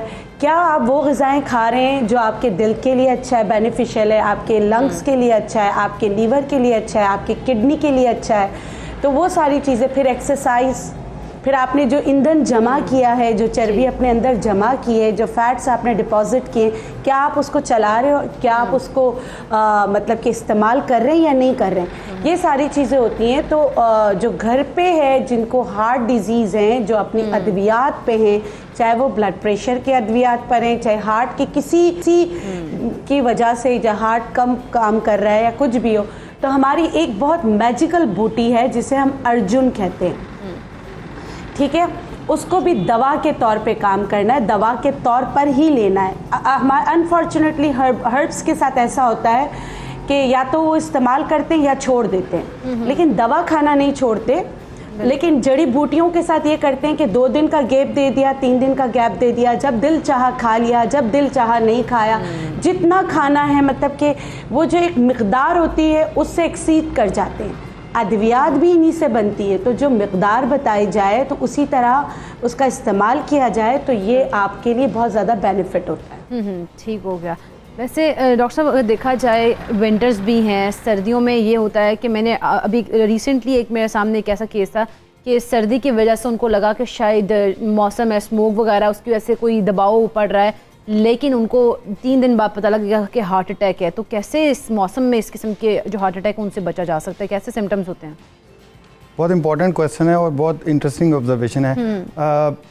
जो ऑब्जर्वेशनल स्टडीज़ हैं और जो मेडिकल साइंस है वो ये बताती है कि विंटर्स में, सर्दियों के मौसम में हार्ट डिजीज़, ब्लड प्रेशर से रिलेटेड मसाइल ये बढ़ जाते हैं। अच्छा, उसकी बहुत सारी रीज़न्स हैं। साइंटिफिकली अगर आप देखें, मतलब अगर जो हमारी ब्लड वेसल्स हैं सर्दी में ये सब कॉन्स्ट्रिक्ट कर जाती हैं, ये कॉन्ट्रैक्ट कर जाती हैं, उसकी वजह से ब्लड प्रेशर बढ़ जाता है। दिल की नालियाँ भी इसी तरह कॉन्ट्रैक्ट करती हैं सर्दी की वजह से, जिससे एंजाइना के और हार्ट अटैक्स के रिस्क बढ़ जाते हैं। अच्छा, और भी कुछ रीज़न्स हैं, कॉमन ऑब्जर्वेशन हैं डे टू डे लाइफ में। आजकल सर्दियाँ हैं, आप जाकर देख लें तो ये जो फ्राइड फ़िश की दुकानें हैं और ये ब्रोस वगैरह की वहाँ पे दुनिया आबाद है। लोग समझते हैं कि मछली खा रहे हैं, फ्राइड फ़िश और जो ना फुल। अच्छा, उसके बाद दूसरा ये है कि फ़िज़िकल इनएक्टिविटी हो जाती है सर्दी की वजह से, हर कोई छुप के बैठा रहता है, फ़िज़िकल एक्टिविटी कम करते हैं। इसी तरह जो आप देखें एक बहुत बर्निंग इशू चल रहा है आजकल, ख़ासतौर पर लाहौर वगैरह और यहाँ पे, ये स्मॉग का इशू जो है। अच्छा, स्मॉग में कुछ गैसेस इस तरह की हैं जैसे सल्फ़र डाइऑक्साइड है, ओजोन है, ये डायरेक्टली टॉक्सिक हैं हार्ट के लिए। ये डायरेक्टली भी हैं और इनडायरेक्टली भी हैं। इनडायरेक्टली अब ये है कि ब्लड प्रेशर्स बढ़ जाते हैं, जो पर्टिकुलेट मैटर 2.5 का इंडेक्स है, उसके साथ blood pressure 2 millimetre systolic blood pressure बिला वजह किसी का बढ़ जाता है ऊपर वाला, और 1 मिलीमीटर डायस्टोलिक बिला वजह किसी का बढ़ जाता है। तो इसी तरह जो ओजोन है और ये जो दूसरी गैसेस मैंने बताई, ये सारी की सारी हार्ट के लिए टॉक्सिक हैं। ये लॉन्ग टर्म में खून के अंदर जो एथेरोस्क्लेरोसिस है या कोलेस्ट्रॉल डिपोजिशन है ब्लड वेसल्स में, उसका रिस्क बढ़ा देती हैं। शॉर्ट टर्म में ये डायरेक्टली ब्लड प्रेशर को भी बढ़ाती हैं और दिल की नालियों को कंट्रैक्ट करने का उसका रिस्क बढ़ जाता है, जिससे हार्ट अटैक्स और ये सारे मामला होते हैं। तो इंटरेस्टिंग ऑब्जर्वेशन है। मैं समझता हूँ कि इस पर एक डिटेल से बातचीत भी होनी चाहिए कि सर्दियों में, विंटर में हम अपने ब्लड प्रेशर की और हार्ट की किस तरह लुक आफ्टर करें। ठीक हो गया। लेकिन एक तो होता है ना, जैसे अब हार्ट पेशेंट्स हैं, उनको कई दफ़ा होता है कि जैसे स्टंट पड़ने की ज़रूरत होती है, लेकिन ये ज़रूरत महसूस क्यों होती है और क्यों, मतलब स्टंट जो है वो क्या फ़ायदेमंद होता है या सही होता है, ठीक रहता है, या उससे कोई ख़तरा भी हो सकता है इंसान के लिए? अच्छा देखें, उसमें मैंने आपको बताया कि जो शुरू में मैंने जैसे आपको बताया कि कुछ मॉडिफाइबल, कुछ नॉन मॉडिफाइबल रिस्क फैक्टर्स हैं। होता ही है अल्टीमेटली कि ये जितने भी रिस्क फैक्टर्स हैं ये इवेंचुअली ये खून की नालियों को तंग कर देते हैं। कोलेस्ट्रॉल जम जाते हैं, बिल्कुल ने बताया, कैल्शियम जम जाता है। वो अल्टीमेटली होता है कि ल्यूमन जो है, नाली का ल्यूमन, उसको ब्लॉक कर देते हैं, उसमें से खून का फ्लो नहीं जाता और उसके बाद एंजाइना या अगर बिल्कुल बंद हो जाए तो हार्ट अटैक हो जाता है। अच्छा, उसमें फिर ये है कि अगर तो एक स्टेबल मामला चल रहा है डे टू डे लाइफ में, कुछ लोग होते हैं उनको पता होता है कि जी मैं ये एक्टिविटी करूँगा तो मुझे ये तकलीफ़ शुरू हो जाएगी, खून की नाली का बहाव कम होगा, दिल को खून का फ्लो कम पहुँचेगा और उससे दर्द का या सांस का मसला शुरू हो जाएगा। वो अपनी एक्टिविटी को वहाँ पे लिमिट कर लेगा। कुछ लोग हैं जो एब्रप्टली हॉस्पिटल्स में लेके आते हैं, उनमें फ़ौरन कोई क्लॉट फंस जाता है और उसके बाद हार्ट अटैक हो जाता है। स्टेंट जो है, मैं थोड़ी सी करेक्शन करूंगा, हम बहुत सारे लोग हम इसको स्टंट पढ़ते हैं, this is stunt not stunt, हम इसको स्टेंट कहते हैं, STENT इसके जो प्रॉपर स्पेलिंग्स हैं। तो स्टेंट्स आर लाइफ सेविंग। ये बिल्कुल मिथ है कि स्टेंट्स ठीक नहीं है, ये है वो है। स्टेंट्स लाइफ सेविंग हैं इंटरनेशनली, और जब से ये 1975 के बाद ये प्रोसेस ज़्यादा शुरू हुआ है स्टेंटिंग का, बहुत सारे लोगों की लाइफ बच रही हैं। आजकल तो आप देखें जो स्टैंडर्ड जो ट्रीटमेंट है वो ये है कि इमीडिएटली अगर किसी को हार्ट अटैक हुआ है, एक दौर था जिसमें ये रिकमेंड किया जाता था कि खून पतला करने का टीका लगाएंगे, ये करेंगे, वो करेंगे। आजकल तो जो स्टैंडर्ड ट्रीटमेंट है कि अगर आप एक मखसूस टाइम में हॉस्पिटल में पहुँच गए हैं तो आपको फौरी तौर पर आपकी एंजियोग्राफी की जाए और जो नाली बंद हुई है जिसमें खून का क्लॉट फंसा है या जो तंग हुई भी है, उसमें फौरी तौर पर उसको खोल के उसमें एक स्टेंट डिप्लॉय कर दिया जाए और उसके बाद वो दैट्स लाइफ सेविंग। अच्छा, ये कितने अरसे तक वैसे वर्क करता है? कितने अरसे तक वो जो है वो आपका वॉल जो है वो स्टंट की वजह से खुला रहता है और उसके बाद दोबारा ज़रूरत कब महसूस होती है? देखें, ये एग्जैक्टली तो प्रेडिक्ट करना थोड़ा सा मुश्किल है कि ये इतना अरसा चलेगा, लेकिन शुरू में जब नई नई ये स्टेंटिंग शुरू हुई थी, स्टेंट्स नए नए आना शुरू हुए थे, तब बेयर मेटल स्टेंट्स बनाए गए थे। बेयर मेटल स्टेंट्स ऐसे थे जो एक सिंपल मेटल का एक जैकेट होता था और वो नाली के अंदर हम उसको डिप्लॉय कर देते थे खून की नाली में। उसमें बाद में वेरिएबल पीरियड ऑफ टाइम में 3 महीने से शुरू हो के तो बाद में वो तंग होना शुरू हो जाते थे। आजकल जो नए और लेटेस्ट स्टेंट्स अवेलेबल हैं वो ड्रग इलूटिंग स्टेंट्स हैं। आजकल ज़्यादातर लोग, चूँकि पिछले दिनों ये स्टेंट्स का जो भी मामला चला था, ड्रैप ने उनके प्राइसेस कम करवा दिए, बहरहाल वो बहुत बड़ी ब्लेसिंग थी हमारे लिए, पेशेंट्स के लिए भी। अब तो जो लेटेस्ट स्टेंट्स चल रहे हैं उनको ड्रग इलूटिंग स्टेंट्स कहा जाता है। ये मेडिकेटेड स्टेंट्स होते हैं, इनमें तंग होने का रिस्क बहुत कम है। सही। हमने देखे हैं कि ऐसे लोग जो 12 साल पहले जिनके स्टेंट्स डले थे, हमने डाले थे, वो अभी आते हैं, हम उनको किसी और वजह से उनकी एंजियोग्राफी करते हैं, स्टेंट्स उनके ठीक चल रहे होते हैं, पेटेंट चल रहे होते हैं। तो मैं समझता हूँ कि जिसको ज़रूरत है उसको बिला किसी तरद्दुद के, बिला गैर ज़रूरी सोच विचार के उसको ही और she should proceed for stenting. ठीक होगा। सुबह सवेरे पाकिस्तान, सुबह सवेरे पाकिस्तान। ये साहबा, वैसे अगर हम बात करने के स्टेंट्स जो वगैरह पढ़ते हैं, लेकिन उससे पहले हम लोगों को क्या एहतियाती तदाबीर अपनानी चाहिए? हम लोगों को ऐसी क्या ट्रीटमेंट्स लेने चाहिए कि हमारी नौबत ही ना इस जगह तक और इस हम टाइम तक पहुंच ही ना पाएँ? सबसे पहले तो वॉक करना बहुत ज़रूरी है, ठीक है। और ग़िज़ाओं में जैसे डॉक्टर साहब बता रहे थे और सबको पता है कि फालिज बहुत ज़्यादा जो है सर्दियों में होता है और हार्ट अटैक के रेट बढ़ जाते हैं। और इसकी एक वजह यूरिक एसिड का बढ़ना भी होता है, क्योंकि हम प्रोटीन का बेतहाशा इस्तेमाल कर रहे होते हैं, ड्राई फ्रूट्स वगैरह का इस्तेमाल कर रहे होते हैं, हिलना जो हिलजुल जो है हमें पसंद नहीं होता कि सर्दी बहुत होती है। ये भी एक वजह है, ये भी एक वजह होती है। अब मैं प्रिवेंशन पे बात करती हूँ और डिफरेंट चीज़ों से आपको बताती हूँ कि आपको शुगर भी है, उसके साथ अगर आपको हार्ट का मसला है तो आपके लिए बेस्टेस्ट बूटी जो है वो चराइता है। चराइता जो है वो, लेकिन लेना कितना है ये ज़्यादा इम्पॉर्टेंट है। आपने ना 1 ग्राम चराइता को 1 कप खौलते गर्म पानी में डाल दें, आपकी दवा तैयार हो गई। जब आप खाना खाते हैं, खानों के साथ आपने ये वाला पानी जो है पी लेना है, ठीक है। अगर आपका ब्लड प्रेशर बहुत ज़्यादा बढ़ जाता है तो सबसे पहले आप अपना नमक स्विच करें, क्योंकि हार्ट डिजीज़ वालों के लिए नमक जो है अलग से आने लगा है। आप किसी अच्छे डिपार्टमेंटल स्टोर पर जाएं, आपने वो वाला नमक इस्तेमाल करना है। नमकियात और अच्छा, हम नमक तो अपना बदल लेते हैं, लाइफस्टाइल भी बदल लेते हैं, लेकिन हम प्रिजर्वेटिव्स बहुत इस्तेमाल करते हैं। हमारे घर में जो मसाले होते हैं वो प्रिजर्व होते हैं, उसमें ऑटोमेटिकली नमक जो होता है बहुत ज़्यादा होता है। तो आपने प्रिजर्वेटिव्स या कोई भी इस तरह के बने बनाए मसाले, बने बनाए जो फूड आप इस्तेमाल करते हैं, उसका इस्तेमाल भी आपको नहीं करना है। उसके अलावा जो है मैं आपको बता देती हूँ, लीवर के लिए जो बहुत ज़्यादा, जैसे हमें अपना, जब तक हम अपना बावर्ची खाना साफ़ नहीं करेंगे तो चीज़ों की डिस्ट्रीब्यूशन या जिस पतीली में हम खाना बना रहे हैं वही साफ़ नहीं होगा, तो ओवियस हम बीमारियाँ पालेंगे। तो उसके लिए लीवर डिटॉक्सिफिकेशन के लिए 3 जड़ी बूटियाँ बहुत अच्छी हैं। आपने क्या करना है, ज़ीरा लेना है, गुलाब की पत्तियां लेना है और पुदीना लेना है, और इन तीनों को हम वज़न आपने जार में भर के रखना है। हर खानों के साथ आपने ये जो है ना इसका कहवा बना के पीना है।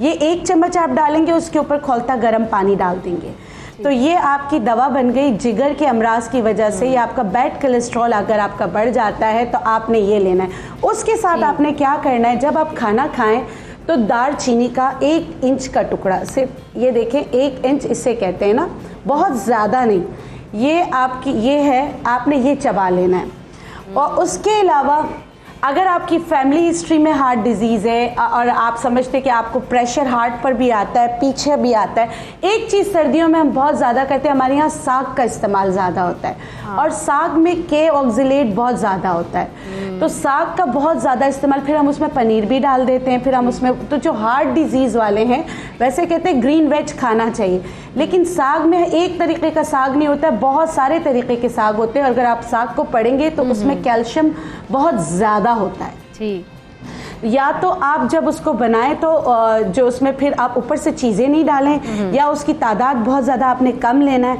लेकिन फिर भी आपने अगर साग खाना है तो उसके ऊपर फिर एक जो है लहसुन, अदरक, और उसके साथ आपने एप्पल साइडर जो है वो लेकर जो उसका महलूल बनता है, लेकिन आपने उसमें शहद नहीं डालना। सही है, क्योंकि हमें जो शहद मिलता है हमें नहीं पता कि वो घर में बना हुआ है या वो दरख्त से उतरा हुआ है। ठीक है, इन तीनों चीज़ों का महलूल बना के कहवा बना के आपने पीना है। और हार्ट डिजीज़ आपको कोई भी है तो उसके लिए आप अपनी अद्वियात के साथ जो आप इस्तेमाल करेंगे वो है अर्जुन की छाल। और ये ये हकीम मोहम्मद हकीम सईद का नुस्खा है जी। चलें, ये नुस्खा और ये जो कहवा आप बता रही ना, ये मैं आपसे भी पूछूंगी और आपने बताना है हमें। लेकिन एक कॉलर है अदील, अस्सलाम वालेकुम। जी अस्सलाम वालेकुम। वालेकुम अस्सलाम जी। अदील, क्या बात करना चाहते हैं? जी मैम, ये मैं आज आपका ये चैनल देख रहा था, अभी मैंने लगाया है तो बहुत ज़्यादा मज़ा आया, दिल बाग बाग कर दिया। सबसे पहली बात तो ये है। शुक्रिया जी। और दूसरी बात है कि ये देखिए, इंसान का दिल कभी भी नहीं टूटता और ना ही कभी इंसान बीमारी में मुब्तला हो सकता है जब तक वो खुद खुश न रहे और दूसरों को खुश ना करे। ज़बरदस्त बात कर दी है जी। एक और कॉलर है, अस्सलाम वालेकुम। अस्सलाम वालेकुम जी। जी वालेकुम अस्सलाम, क्या बात करना चाहती हैं? जी, मैं अपने हवाले से बात करना चाह रही हूँ। मेरा लास्ट मंथ मुझे हार्ट अटैक हुआ था और मुझे स्टंट डले थे। अच्छा जी, जिसके लिए मुझे ये मज़ीद कहा गया कि अभी और स्टंट बाकी हैं जो डलेंगे, लेकिन अनफॉर्चुनेटली वो हड़तालों की वजह से ऐसा नहीं हो सका। तो मुझे ये है कि मेरी बैक में बिल्कुल बैक साइड पे पेन रहती है। ठीक है। जो मुझे और आगे की साइड पे भी मुझे जो है अनकंफर्टेबल फील होता है। तो उसके लिए लगातार मैं दवाइयाँ तो ले रही हूँ जो डॉक्टर्स ने सजेस्ट की हैं। तो आप इसके लिए क्या मशवरा देंगे? चलिए भी डॉक्टर साहब से मशवरा देते हैं। जी डॉक्टर साहब। देखिए, इसमें जहाँ तक मैं समझा उनके सवाल से, इनको हार्ट अटैक अगर हुआ था, आजकल एक तरीक़ाकार ये भी इलाज का किया जाता है कि मरीज़ जब हार्ट अटैक के साथ हॉस्पिटल आते हैं, जैसे कि मैंने कहा कि फौरी तौर पर एंजियोग्राफी करके स्टेंट डाल दिया जाए। अच्छा, उसमें कुछ लोग ऐसे आते हैं जिनकी जब एंजियोग्राफी की जाती है तो दिल में जो 3 या 4 बड़ी खून की नालियाँ होती हैं, उनमें से सभी में प्रॉब्लम नज़र आ रही होती है एंजियोग्राफी में।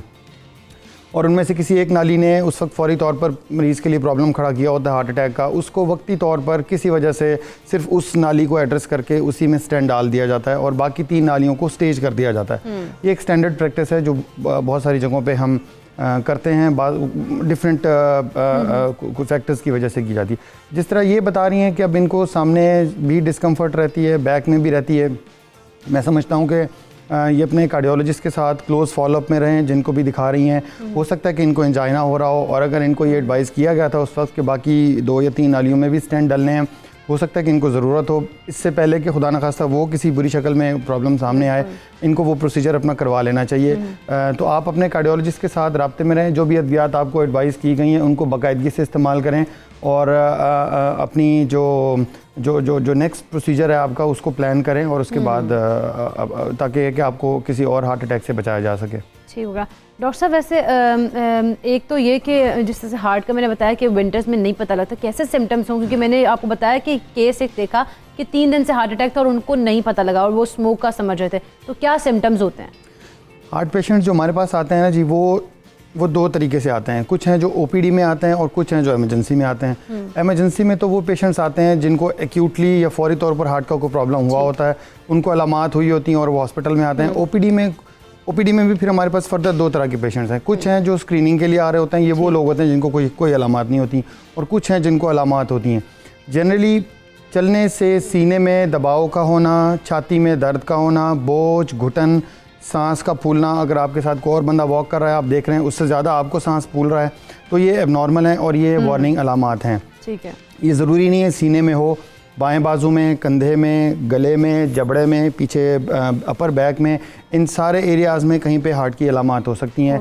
तो जैसे कि मैंने बताया, दूसरा ये है कि ये तो वो हैं जो अलामात अगर होंगी तो आपको पता लगेगा कि आपको गड़बड़ है। बिल्कुल, ये वो अलामात होती हैं जिनसे हमें पता लग जाता है। बाज़ दफ़ा ऐसा होता है कि कुछ अलामात नहीं भी हैं और उसके बावजूद आपका रिस्क ज़्यादा होता है, तो उसमें ये तो प्रेडिक्ट करना बहुत मुश्किल है कि अब हम 2 लोग बैठे हुए हैं, हम में से किसी को दिल की नाली हो, क्योंकि अलामात तो दोनों के नहीं हैं। हाँ, अलबत्ता हम ये कर सकते हैं कि हम अपनी रिस्क असेसमेंट करवा सकते हैं कि हमें अगर रिस्क ज़्यादा है, असेसमेंट जो है वो करवा देने चाहिए। ठीक हो गया। डॉक्टर बल्कीस, आप कहवा बता रही थी, लास्टली वो बता दीजिए क्योंकि टाइम बड़ा हमारे पास कम है। जी ठीक है, मैं बता देती हूँ। आपने लेना है जो अर्जुन की छाल जो है 1 टेबल स्पून लेना है, 1 ग्लास आपने दूध लेना है, 1 ग्लास आपने पानी लेना है और 2 छोटी इलायची लेनी है। ठीक है, इनको आपने इतना पकाना है कि ये मतलब कि 2 ग्लास से 1 ग्लास रह जाए। अब आपकी दवा तैयार हो गई। इसको दिन में 2 बार 1-1 कप, 1 ग्लास का मतलब है 2 कप हो गए। 1 कप सुबह आपने इस्तेमाल करना है, 1 कप शाम इस्तेमाल करना है। अद्विया डॉक्टर आपकी छुड़ाएंगे, आपने खुद बिल्कुल नहीं छोड़ना। ये ऑल्टरनेटिव है, ये आपने अपनी दवाओं के साथ इस्तेमाल करना है। चलें जी, ठीक है। बहुत बहुत शुक्रिया डॉक्टर बल्कीस, आपका भी, और डॉक्टर साहब आपका भी बहुत शुक्रिया कि आपने इस अहम मौजू पर हम लोगों की रहनुमाई फरमाई है। यकीनन हमारे नाज़ आज का जो प्रोग्राम है उनके दिल को भाया होगा और आपको पसंद आया होगा, तो इस प्रोग्राम का फीडबैक देना मत भूलिएगा। इंशाल्लाह कल फिर आपसे मुलाकात होगी 9 से 11, तो हमारा प्रोग्राम देखती रहिएगा और कल तक के लिए मुझे दीजिएगा इजाज़त। अल्लाह हाफ़िज़।